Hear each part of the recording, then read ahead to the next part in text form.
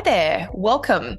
This is the Kelly's Astrology podcast, where you can find insight, guidance, and understanding through astrology. I'm Kelly, and I'll be your host.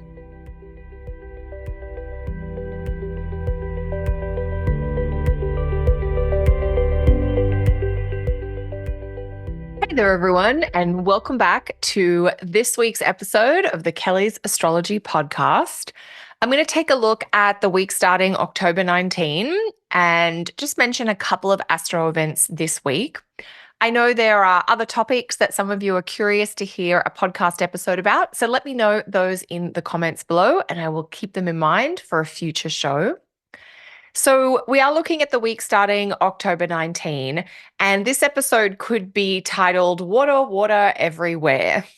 And that's because the water element is in focus this week for a couple of reasons.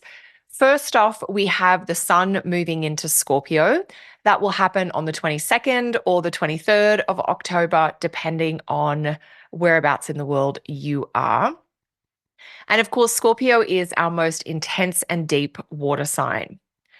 The other watery themed aspect this week is that we will have Mercury, who is also in Scorpio, form a trine aspect to Saturn, who is in Pisces at the moment. So that Mercury trine Saturn aspect also happening on the 22nd. That can bring up a lot of emotion, and it might really help you clarify your feelings or at least talk about your feelings. Before we get too far into this week's emotional realm, I do want to let you know that registration for my Palm Springs retreat next January is now open. So you're invited to join me in sunny Palm Springs at the end of January 2025. There will be a 3-day retreat that I will be teaching or leading, and you'll learn all about timing for the year ahead. This is my annual personal predictions retreat. It's something I do each year at the end of January.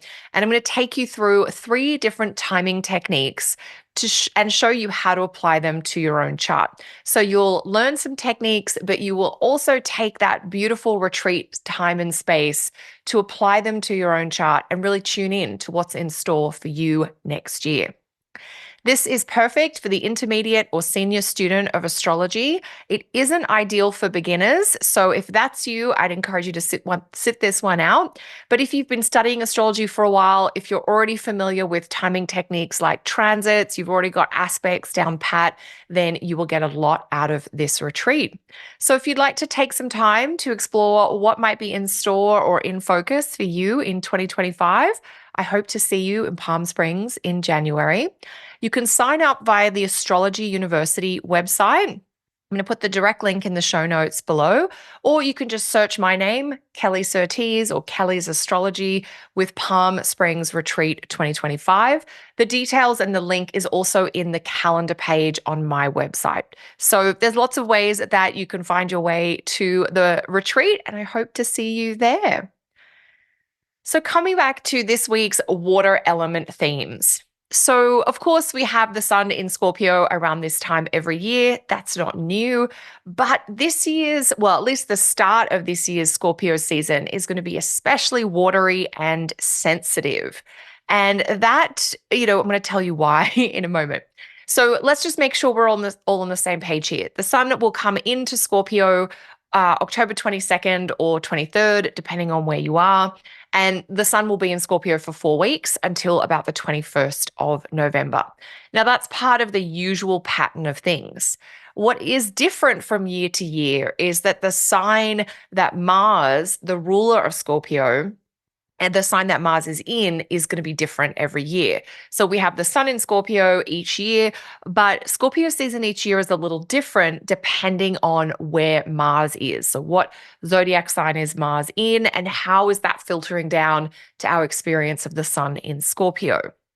And so what this is, we're working on this theory that, each year the sun in Scorpio season is subtly different in its tone or its quality of energy, depending on where Mars is.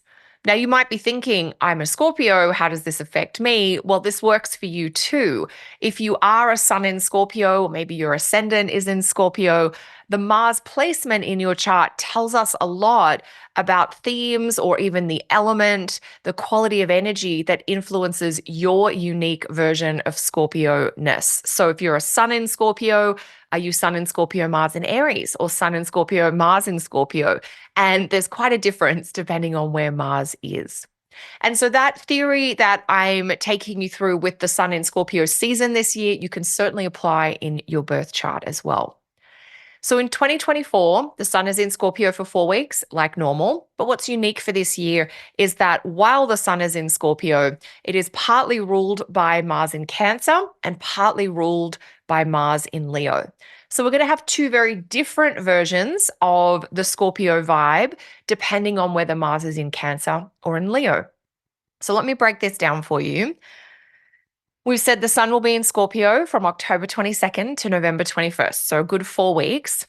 Mars is in Cancer already and will be in Cancer until November 3rd. So the quality of Scorpio season is going to change around November 3rd when Mars changes signs.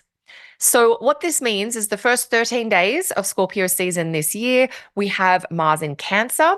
And so the Mars in Cancer themes combine with the Sun in Scorpio themes to give us a more complete picture of the Sun in Scorpio in those first 13 days. Then Mars moves into Leo. And what we have there is the final kind of 19 days or so of the sun in Scorpio is going to be influenced by Mars in Leo. Now, that is a story that I will save for another time, but it will be very different. It will be more active, expressive, and outgoing because Mars in Leo, it's a hot, active sign. It's very different from the cool, introspective, tender qualities of Mars in Cancer. That's what I'll be talking a little bit about today. So you can see that actually most of Scorpio season this year is actually influenced by Mars in Leo. But the first part, the part that starts this week, the part that we will be experiencing between now and November 3rd, is actually guided by Mars in Cancer.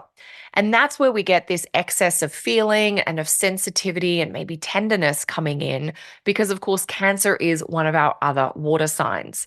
So we have the sun coming into Scorpio, which is a big mood shift anyway. And that sun in Scorpio is ruled by Mars in Cancer, at least until early November. So from October 22nd to November 3rd, we do have a lot of deep emotion bubbling up, if you like. We know that the sun in Scorpio invites us into the depths, into the mysteries, into the murky place where there's lots of sensations, there's lots of kind of feelings or energy, but there isn't always that clarifying bright light. So your mission in the next couple of weeks is to walk tenderly through all of that emotional stuff that's deep inside you and deep inside the people around you. You might reflect on, what you're holding on to that you might be ready to release or to just set down for a while. You might be asking, what pattern of protectiveness are you ready to drop or to change? We know that Mars in Cancer can be protective or can be defensive. And so as the sun in Scorpio is informed by Mars in Cancer, you might be exploring the ways in which you are really sensitive or what you're really tender about, or like, I get really activated when somebody does this or says this thing. You could also explore the ways that you really guard or armor yourself against hurt, against being attacked. How do we defend ourselves or try to minimize that sense of, somebody coming at us? So these are all very Marsy things, aren't they? Like defending and attacking and being sensitive or protective about things. You might also be reflecting on these strategies and whether they're inadvertently keeping you kind of separate or apart. Like in your attempt to stay safe and not get hurt, are you withholding or are you distancing so that you're not actually being vulnerable or that you're not able to be as close with the special people in your life as you might like to? Now, how you respond to some of these keywords or reflection questions that I'm sharing will be different for each of us. We're all in a different place in our lives. We're all in a different place in our own journey of understanding our emotional selves. But wherever you are, you're going to want to dig in to some of those tender places inside. Maybe you even want to get closer to an unhappy place or feeling inside. Maybe this sort of churning, agitating emotional quality, Sun in Scorpio, Mars in Cancer, is helping you acknowledge that there is a part of you that is unsettled or maybe unhappy or is feeling hurt or wounded in some way. And that might help you really kind of tune in to what you need to cut out, whether that's a habit or a tendency, whether that's a situation or a person, or even things that you just want to prune back. Sometimes our insides get very congested and entangled. And I think there is a little bit of an emotionally messy, kind of convoluted quality to the Sun in Scorpio, Mars in Cancer. But I'm hoping that helps us tune into where we could kind of calm or heal some of that emotional messiness within. When I think about the sun being in a water sign ruled by another planet in a water sign, I do think of themes of congestion. Like with so much water, it's hard not to think about pipes and plumbing, or the idea of things being sluggish and slow because like the pipes have got all jammed up. And so the idea here is that things are bogged down or they're clogged up, and we're trying to get the flow moving again. We're trying to get that water moving more smoothly or even to flow more clearly.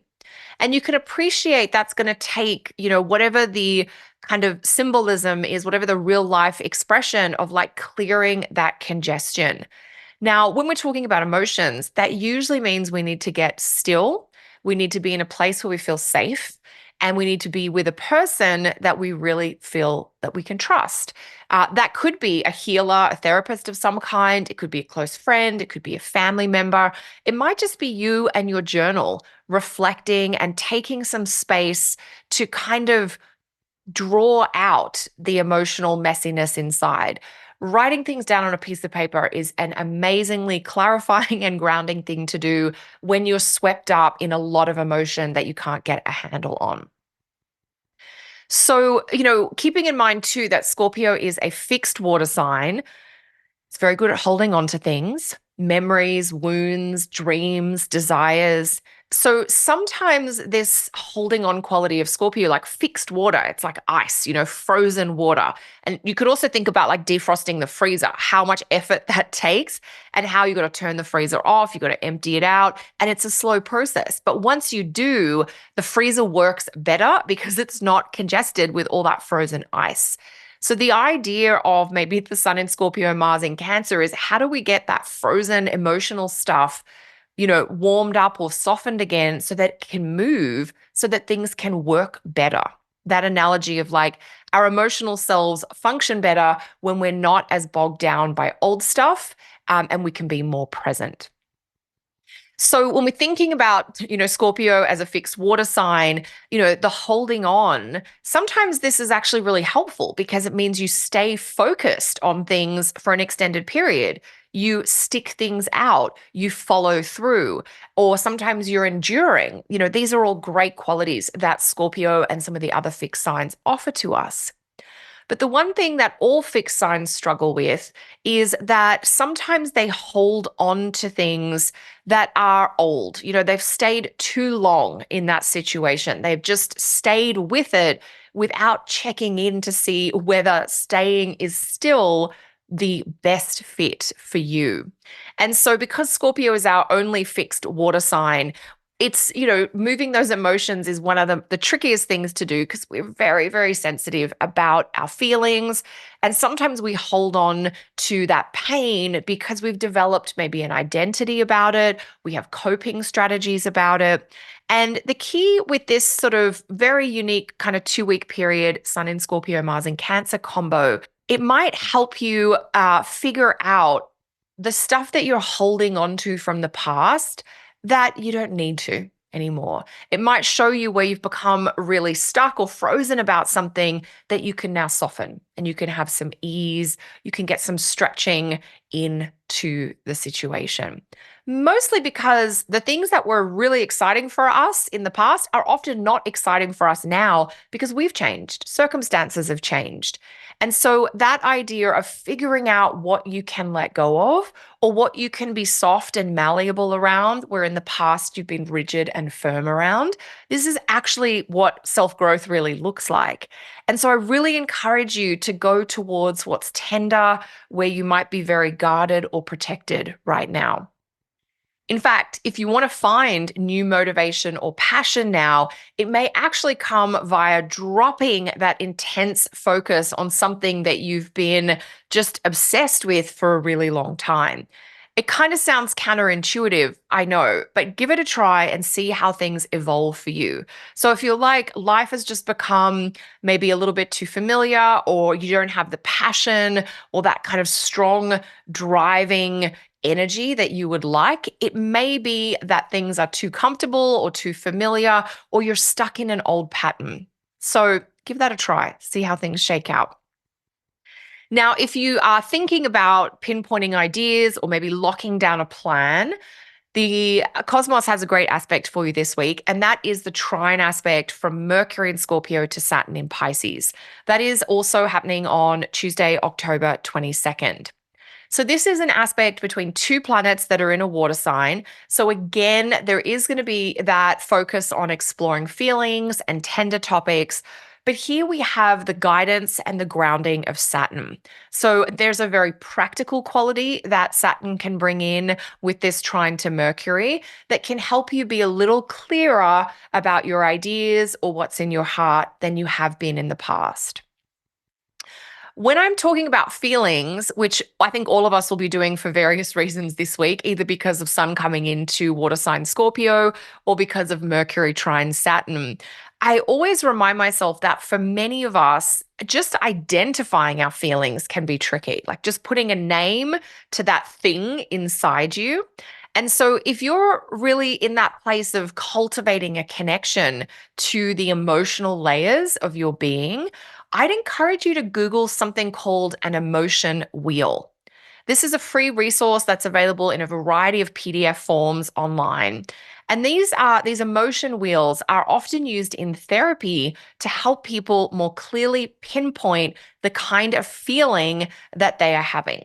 So, if you're someone who struggles to tune into your feelings, if you feel like you get flooded or overwhelmed by inner stuff and you don't know how to talk about it, this might be a great tool for you. You know, many of us as adults, we might only have half a dozen or maybe a dozen words for different feelings or different emotions. But, there's like 100 different words for different kinds of emotions. Like, are you angry, or do you have rage, or do you have betrayal? When we say we're happy, what do you mean? Do you feel joyful? Do you feel curious? Do you feel optimistic? So that's just a very simple taste of, like, how do we really hone in on a good feeling we might be having? Or how do we really hone in, like, the heart of an uncomfortable feeling that we might be having? And Mercury in Scorpio in general is so helpful for finding words for those sensations or emotions that are deep inside. So, as Mercury works with Saturn on Tuesday, Mercury is really doing the work of clarifying and communicating.